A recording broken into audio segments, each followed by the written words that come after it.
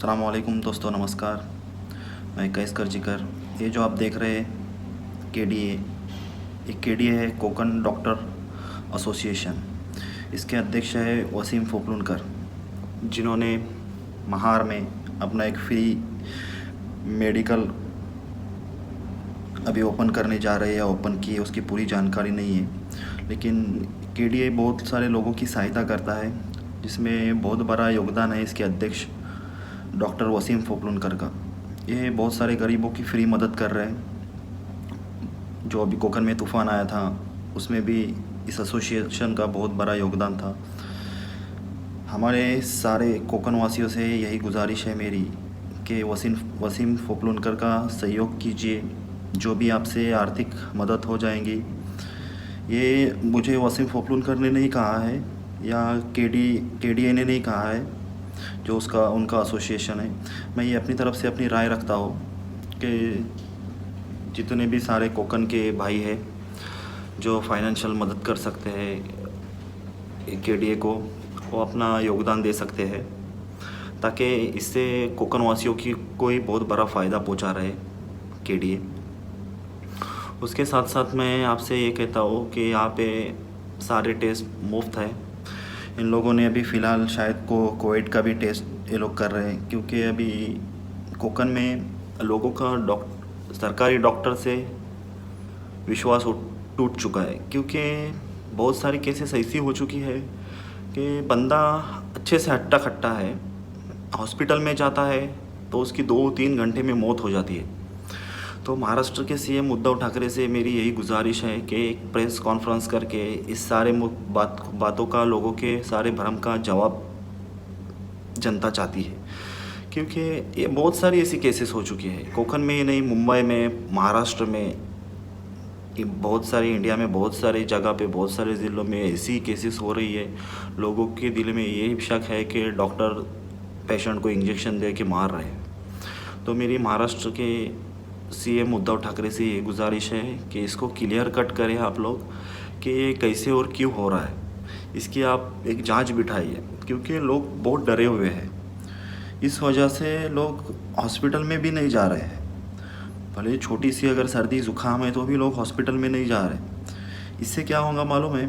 इससे होगा community transfer Covid का, पूरे लोगों में फैले। क्यों? लोग अगर हॉस्पिटल जाके अपनी खुद की जांच अगर नहीं करवाएंगे तो ये कम्युनिटी ट्रांसफ़र हो जाएगा कोविड। और अभी फ़िलहाल भारत में ऐसे ही ट्रांसफ़र हो चुका है। तो लोग इस वजह से हॉस्पिटल में नहीं जा पा रहे टेस्ट के लिए, क्योंकि उनको शक है और डर रहे हैं लोग कि हम जाके हमको भी ना कुछ हो जाए। क्योंकि पूरे महाराष्ट्र में और ज़्यादातर कोकन पट्टे में यही बात फैल चुकी है कि लोगों को इंजेक्शन देके मारा जा रहा है। मेरे भी सामने ऐसी बहुत सारी केसेस है, जो बंदे हट्टे खट्टे हैं, हॉस्पिटल जा रहे हैं, 2-3 घंटे में पता चल रहा है कि वो मर गए। 2-3 घंटे में ऐसे कैसे इंसान मर सकता है? अगर कोविड से 2-3 घंटे में मर सकता है तो अमिताभ बच्चन मरना चाहिए था, बीजेपी के बहुत सारे नेता वो मरने चाहिए थे। मैं ये नहीं कहता हूँ कि वो मरना चाहिए। मेरी सब लोगों के लिए दुआ है कि कोई ना मरे इस महामारी से। लेकिन इसका मतलब यह है कि बस गरीब मर रहा है, या गरीब को ये मार रहे हैं, या गरीब खुद ब खुद मर रहा है, या गरीब का इलाज करने के लिए ये लोग सरकार खर्चा नहीं उठा पा रही। ये एक लोगों का भ्रम है। इसलिए महाराष्ट्र सरकार को, इस स्वास्थ्य मंत्री को इस पर एक प्रेस कॉन्फ्रेंस करके जवाब देना चाहिए जनता के सवालों का। अगर ऐसे ही चलते रहा तो यकीन मानिए कोविड को भारत में, महाराष्ट्र में, मुंबई में या कोकन में फैलने से कोई रोक नहीं सकता, ताकि सरकार रोक ही नहीं सकती। क्योंकि सरकार इतनी नाकामी और नाकारा हो चुकी है, केंद्र की मोदी सरकार, कि इन्होंने ताली तो बजा ली, भक्तों ने ताली तो बजा ली, लेकिन सरकार नाकामी और निकम्मी साबित हो चुकी है। इधर मीडिया कह रही है कि ट्रंप ने कहा है कि कोरोना टेस्ट में अमेरिका के बाद दूसरे नंबर पर है भारत। अरे वो ट्रंप झूठा है। मोदी की तरह जो भी मुंह से बकता है, हर बात झूठ कहता है, उसके ऊपर किसी को विश्वास नहीं है। और हम जानते हैं ना हमारे देश की सरकार की स्थिति क्या है, कि वो कोरोना के टेस्ट में कितनी सफल है और उसको रोकने में कितनी सफल है। पूरी विफल हो चुकी है सरकार, नाकाबिल नाकारा हो चुकी है।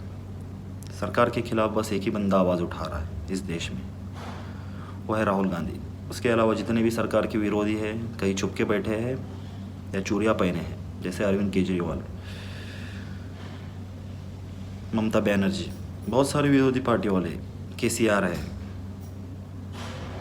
वाईएसआर कांग्रेस के, आंध्रा के जगन मोहन रेड्डी, कोई आवाज़ नहीं उठा रहा है। सरकार की नाकामियों के ऊपर कोई भी आवाज़ नहीं उठा रहा है, एक बंदे के अलावा, राहुल गांधी के अलावा। मैं राहुल गांधी का फ़ैन तो नहीं हूँ या उनका फॉलोअर्स तो नहीं हूँ, लेकिन जिस हिसाब से राहुल गांधी काम कर रहे हैं, बहुत ही बढ़िया काम कर रहे हैं। क्योंकि सरकार को अगर उसकी औकात नहीं दिखाई जाए तो इस सरकार क्या करेंगी पता है? हमारे सर पे बैठेंगे। तो राहुल गांधी उनको वही उनकी औकात दिखाने का काम कर रहे हैं और विपक्षी नेता होने का बहुत ही अच्छे से वो अपना फ़र्ज़ निभा रहे हैं। तो मेरी आप लोगों से यही गुजारिश है महाराष्ट्र सरकार से कि वो लोगों में जो है भ्रम फैला है कि डॉक्टर इंजेक्शन दे के लोगों को मार रहे हैं, उसके ऊपर तत्काल कुछ कार्रवाई करके जांच कमेटी बिठा के ये जांच करे कि ऐसे क्यों हो रहा है और लोगों के सवालात के जवाब दें। और लास्ट में यही मैं आपसे कहता हूँ कि जो डॉक्टर वसीम फोपलूनकर ने जो केडीए जो एसोसिएशन खड़ा किया है गरीबों की मदद के लिए, आप लोगों से यही मैं कहता हूँ कि अगर किसी से भी अगर आर्थिक मदद इसमें अगर करनी है तो आप डॉक्टर वसीम फोपलूनकर से रब्ता कीजिए, ताकि आपका पैसा सीधा सीधा गरीबों के काम आ रहा है। ओके दोस्तों, अस्सलाम वालेकुम, नमस्कार।